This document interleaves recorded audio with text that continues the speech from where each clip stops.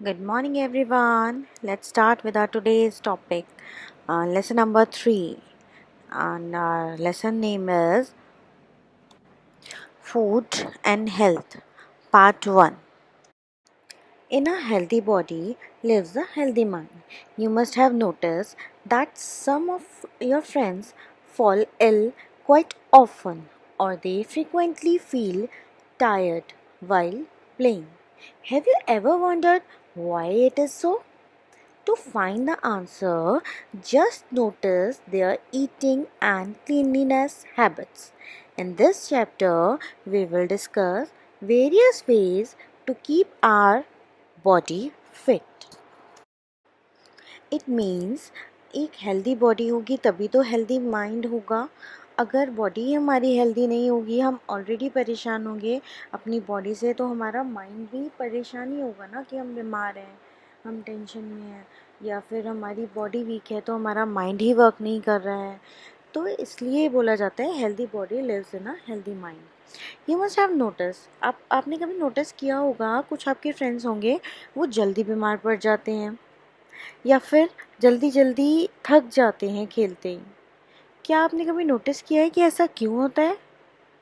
चलिए, अब इन इन सब चीज़ों को अगर हमें पता लगाना है तो हमें उनकी ईटिंग हैबिट्स और उनकी साफ़ सफाई देखनी पड़ेगी, तब हम अंदाज़ा लगा सकते हैं. हम इस चैप्टर में इन्हीं सब चीज़ों के बारे में ही डिस्कशन करेंगे. आइए पढ़ते हैं. Good health. Good health implies the state of being energetic and free from physical or mental diseases.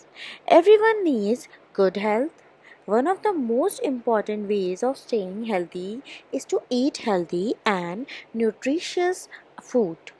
Research has proven that well nutritioned children do well both in studies and in sports. Even though some children eat a sufficient amount of food, they do not eat the right kind of food for themselves. It is important to eat not just enough food but also the right kind of food. To be healthy, you must eat healthy food, that is a balanced diet, keep your surroundings clean, plant trees all over the place where you live. अब यहाँ पे good health का मतलब क्या हो गया कि हमारा जो माइंड है वो हम एनर्जेटिक होने चाहिए, हमारी फिजिकल और mental health free from diseases होनी चाहिए, मतलब हम एकदम हेल्दी होने चाहिए. और हर किसी को गुड हेल्थ चाहिए, ठीक है. अब सबसे सही तरीका जिससे हम हेल्दी रह सकते हैं उसके लिए हमें हेल्दी खाना पड़ेगा, न्यूट्रिशियस फूड खाना पड़ेगा. अब रिसर्च ने प्रूव किया है कि एक वेल नरिश्ड चिल्ड्रन जो होता है वो अच्छा करता है स्टडीज़ में भी और स्पोर्ट्स में भी, मतलब अच्छे से पढ़ता भी है, अच्छे से खेल भी पाता है. Even though some childrens eat sufficient amount of food, even though वो सफिशिएंट अमाउंट ही खाते हैं, they do not eat right kind, पर वो सही नहीं खाते हैं अपनी शरीर के लिए जितना कि उनकी बॉडी को ज़रूरत है. And it is really very important to eat not just enough food but all the right kind of food. हमें केवल पेट भरने से ही मतलब नहीं होना चाहिए कि हमने जो मिला और हमने खा लिया. हमें सही तरीका, सही खाने का तरीका, राइट थिंग जो हमारी बॉडी को एनर्जी दे वो खाना चाहिए to be healthy. You must eat healthy, हमें हेल्दी खाना चाहिए, that is a balance diet. Every age के अकॉर्डिंग बैलेंस डाइट चार्ट आता है, हमें उस बैलेंस डाइट चार्ट के अकॉर्डिंग ही खाना खाना चाहिए.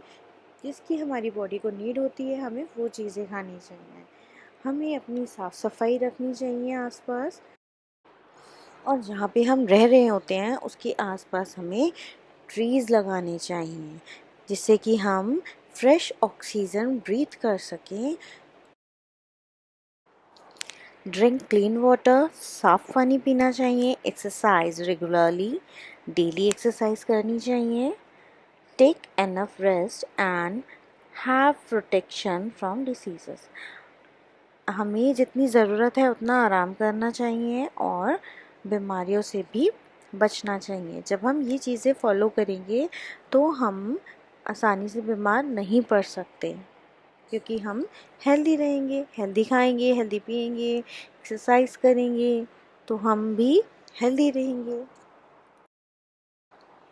अभी मैंने आपको बताया बैलेंस डाइट हमें खाना चाहिए। चलिए आइए देखते हैं बैलेंस डाइट एक्चुअल में होता क्या है। A diet that contains adequate amounts of all the necessary nutrients required for healthy growth and activity is called a balanced diet. Balance diet वो होती है जिसमें एक प्रॉपर अमाउंट न्यूट्रिशन होते हैं जो कि हमारी बॉडी के लिए ज़रूरी होते हैं, हमारी बॉडी की ग्रोथ के लिए, हेल्दी ग्रोथ के लिए ज़रूरी हो सकते हैं, उसे हम बैलेंस डाइट कहते हैं। अब balance diet differ from person to person. हर पर्सन का बैलेंस डाइट चार्ट अलग होता है उसकी एज के अकॉर्डिंग, क्योंकि छोटे बच्चे को कम खाना चाहिए, है ना, बड़े को ज़्यादा चाहिए, और क्या क्या चाहिए। अब छोटे बच्चे को भी ज़्यादा अगर छोटे बच्चे को भी फ़ैट चाहिए होता है, ठीक है, हम फ़ैट अगर बच्चे को ज़्यादा दे दें तो वो ज़्यादा मोटा हो जाएगा, है ना। तो ऐसे ही हर बॉडी के अकॉर्डिंग हमारा डाइट चार्ट प्रिपेयर किया जाता है। Given here is a food pyramid with different food groups in it. अब आप देखेंगे आपका यहाँ आपकी बुक में ही राइट साइड में एक पिरामिड बना हुआ है जिसमें डिफरेंट फूड ग्रुप्स बने हुए हैं। फर्स्ट है आपका, आप पढ़ेंगे इसे, देखेंगे आपको पता चल जाएगा। पहले फैट, ऑयल एंड कन्फेक्शनरीज दे रखी हैं, फिर मीट फिश हैं, देन है milk cheese, then fruits and vegetables, then bread, cereals हैं एंड पोटैटोज़ हैं, ठीक है। The amount of nutrients required depends on the age, gender, health and activity level of a person. अब एक body को कितने न्यूट्रिएंट्स चाहिए, ये उसकी एज के हिसाब से, जेंडर के हिसाब से और उसकी हेल्थ के हिसाब से, और वो किस टाइप की एक्टिविटीज़ करता है उसके हिसाब से ही एक बैलेंस डाइट चार्ट प्रिपेयर करते हैं हम। A young person doing manual work requires more energy. अब एक जो यंग पर्सन है वो मैनुअल वर्क कर रहा है, उसको ज़्यादा एनर्जी चाहिए देन एन ओल्ड वुमेन, एक ओल्ड वुमेन से who generally stage at home, जो घर पे ही रहती हैं। A person who sits in the office must consume less quantity of fats and carbohydrates. अब जो पर्सन ऑफिस में बैठता है उसे लेस क्वांटिटी में खाना चाहिए, क्या, फैट एंड कार्बोहाइड्रेट्स, क्योंकि वो एक ही जगह बैठा रहता है, तो वो फैट कैसे डाइजेस्ट करेगा, फैट इकट्ठा होता जाएगा और फूलता जाएगा वो, ठीक है। School going children have a high energy and nutrient requirements. अब जो स्कूल जाते हैं बच्चे, उन्हें ज़्यादा एनर्जी चाहिए होती है, तो ज़्यादा एनर्जी वाले फूड्स खाने पड़ते हैं, और उनकी रिक्वायरमेंट्स भी न्यूट्रिएंट्स की ज़्यादा होती है, क्योंकि वो एक्टिव चाइल्ड होता है, खेलते भी हैं, खाते भी हैं, काम भी करते हैं, तो हमें ज़्यादा एनर्जी चाहिए होती है, जिसके लिए हमारा खाना पीना एकदम सही होना चाहिए। A typical balanced diet for students must include the following. अब हमारी स्टूडेंट्स की जो डाइट होनी चाहिए, आप लोगों को क्या खाना चाहिए, हमारी डाइट में क्या क्या इंक्लूड होना चाहिए। हमारी डाइट में rice, chapatis, whole wheat bread और maize in each meal. Rice पता है आपको, चावल, चपाती बोलते हैं रोटी को, होल व्हीट ब्रेड, और वाइट ब्रेड नहीं खानी चाहिए, हमें होल व्हीट ब्रेड खानी चाहिए। वाइट ब्रेड हमें नुकसान देती है, हमें होल व्हीट ब्रेड खानी चाहिए, जो कि हमारी हर मील में होना चाहिए। 3 सर्विंग्स ऑफ मिल्क और equivalent amount of curd, cheese and other milk products in a day. अब हमें मिल्क दिन में 3 बार पीना चाहिए, या फिर हमें अगर मिल्क नहीं पीना तो हमें equivalent amount of curd, cheese and other milk products in a day. हमें ये चीज़ें खानी चाहिए जिससे कि हमारी डेयरी प्रोडक्ट्स भी हमारी बॉडी में जाए। Plenty of seasonal fruits and vegetable each day. हर रोज़ हमें सीजनल फ्रूट खाने चाहिए।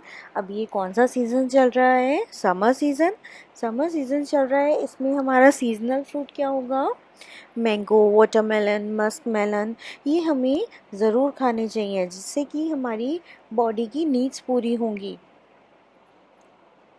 और हमें वेजिटेबल्स भी ज़रूर खाने चाहिए। बीन्स, peas, nuts, eggs और small amount of fish and meat each day। हमें बीन्स भी खाने चाहिए, peas भी खाने चाहिए, nuts, eggs और small amounts fish and meat। Fish भी खानी चाहिए, मीट भी खानी चाहिए। ये सब चीज़ें हमें रोज़ खानी चाहिए। A little amount of fat, that is oil and butter. और हमारी बॉडी के लिए गुड फैट भी होता है, जैसे कि मैंने आपको इंग्लिश के एक चैप्टर में समझाया भी था। गुड फैट भी हमारी बॉडी के लिए ज़रूरी होता है। तो ऑयल और बटर भी हमारी बॉडी में जाना चाहिए, लेकिन इतना नहीं जाना चाहिए कि आप वही खाते जा रहे हैं, बटर खाते जा रहे हैं, आप फैट लेते जा रहे हैं बॉडी में, ऑयल खाते जा रहे हैं। नहीं, वो भी एक लिमिट में होना चाहिए, लिमिटलेस नहीं होना चाहिए। 6 to 8 glasses of fresh and clean drinking water in a day. एक दिन में हमें 6 से 8 ग्लास पानी पीना चाहिए पूरे दिन में। Now, next is physical exercise. Physical exercise is any bodily activity that enhances or maintains physical fitness. Physical exercise कोई भी बॉडी एक्टिविटी हो सकती है जो हमारी फिज़िकल फिटनेस को या पूरी ओवरऑल हेल्थ को मेंटेन करके रख सके और हमें ठीक रख सके। Frequent and regular physical exercise boost the immune system. Frequent और रेगुलर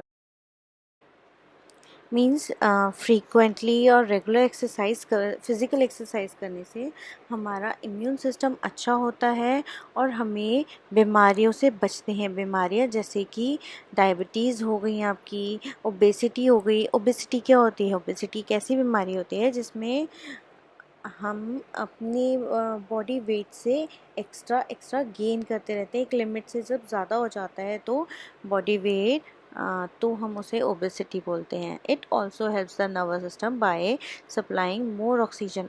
एक्सरसाइज करने से हमारे नर्वस सिस्टम में सप्लाई होती है ऑक्सीजन की, जो कि कहाँ होती है? ब्रेन के पास। जो ऑक्सीजन हमारी कहाँ तक पहुँचती है? ब्रेन तक, जब हम फिजिकल एक्सरसाइज करते हैं। Playing outdoor games, running, swimming and yoga are some forms of physical exercise. ये कुछ फॉर्म्स हैं फिजिकल एक्सरसाइज के, जैसे कि आउटडोर गेम्स खेलना, भागना, तैरना, योगा करना। ठीक है। Now next is rest and sleep. आराम करना और सोना। Besides exercising, relaxing and getting enough rest also helps us stay healthy. Exercise करने से भी, रिलैक्स करने से भी हमारी बॉडी को एनफ रेस्ट की ज़रूरत होती है, जिससे कि हम हेल्दी रहते हैं। Proper rest and sleep relax our muscles and provide the rest needed by our body. अब प्रॉपर रेस्ट भी चाहिए होती है हमारी बॉडी को, स्लीप भी चाहिए होती है, जिससे कि हमारे मसल्स रिलैक्स करते हैं और and provide the rest needed by our body. Getting enough quality sleep at the night time helps us function well throughout the day. अगर हम रात की नींद अच्छे से ले लें तो हम पूरे दिन अच्छे से काम कर सकते हैं। हमारी बॉडी को मिनिमम 7 to 8 आवर्स स्लीप चाहिए होती है, जो कि ज़रूरी होता है। अगर हम इतना नींद ले लेंगे 7 to 8 आवर्स की, तो हम दिन में भी फ्रेश उठेंगे और पूरे दिन हम अपना अच्छे से स्पेंड कर सकते हैं। Next is posture. We should stand and sit in a correct posture. posture भी हमारी बॉडी में बहुत मेजर रोल प्ले करता है। अगर हम अपनी बॉडी को ही थका हुआ सा ऐसे झुक के बैठे रहेंगे तो हम ऑलरेडी वीक लगेंगे, दिखेंगे भी और हो भी जाएंगे। तो posture भी हमारी बॉडी के लिए बहुत ज़रूरी होता है। We should stand and sit in the correct posture. हमें बैठना भी और खड़े होना एक सही posture में होना चाहिए। Incorrect posture can lead to body pain. हम अगर गलत तरीके से बैठेंगे, खड़े होंगे, लेटेंगे तो हमारी बॉडी में भी दर्द शुरू हो जाएगा। A correct posture of sitting while reading a book can actually enhance your concentration leading to an active mind. अब हम जब अच्छे से बैठ के एक बुक पढ़ेंगे, सही तरीके से सही posture में बैठ के बुक्स पढ़ेंगे तो हमारी concentration पावर जो है वो बढ़ेगी। Besides, holding your book too close or too far strains your eyes. अब बुक अपनी ज़्यादा क्लोज पकड़ना आइस के या आइस से ज़्यादा दूर पकड़ना, दोनों ही हमारी आँखों के लिए नुकसानदेह हैं। तो हमें एक सही जगह पे अपनी बुक को रख के पढ़ना चाहिए, ना ज़्यादा उसमें घुस के पढ़ना चाहिए, ना ज़्यादा इतनी दूर से पढ़ना चाहिए कि हमें पढ़ने में ही दिक्कत हो रही है। तो हमें इन सब चीज़ों का ध्यान रखना चाहिए। Next is hygiene. हाइजीन तो बहुत इम्पॉर्टेंट है। जैसे कि आप लोग आजकल देख रहे हैं, कोरोना वायरस आया हुआ है, कोविड-19 आया हुआ है, इसमें भी हाइजीन का ध्यान रखने को बोला गया है कि हमें 20 सेकेंड तक अपने हाथ धोने चाहिए, जिसकी वजह से बैक्टीरियाज मर जाएंगे और हम एक नहीं काफ़ी बीमारियों से बच सकते हैं। चलिए देखते हैं आपकी बुक में क्या लिखा है। Maintaining cleanliness is very important to stay healthy. Cleanliness, साफ़ सफाई, हमें साफ़ सफाई का ज़रूर ध्यान रखना चाहिए, जिसकी वजह से हम हेल्दी रह सकते हैं। We should take bath every day, हमें रोज़ नहाना चाहिए, हो सके तो दिन में 2 बार नहाना चाहिए। And brush our teeth twice a day, और दिन में 2 बार ब्रश करना चाहिए, once in the morning, once at the night, एक सुबह और एक रात को। सुबह खाने से, ब्रेकफास्ट से पहले उठते ही मतलब, और रात को हमें खाना खाने के बाद। We should comb our hair properly and trim our nails regularly, हमें डेली अपनी कॉम्ब करनी चाहिए। अभी आप सब बच्चे इस समय घर पे हैं, तो आप इन सब चीज़ों का ध्यान ज़रूर रखिए, तभी आप आगे भी हेल्दी रहेंगे।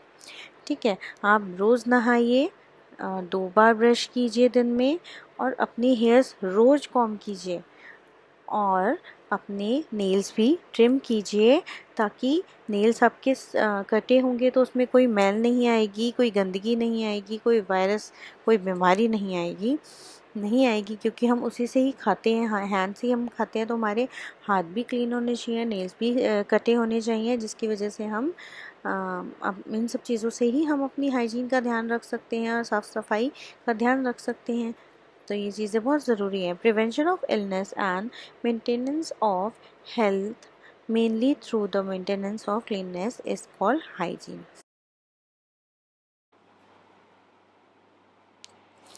अब हमारा नेक्स्ट टॉपिक है कंपोनेंट्स ऑफ फूड, जो कि हम अपनी नेक्स्ट वीडियो में डिस्कस करेंगे। Till then, bye, take care.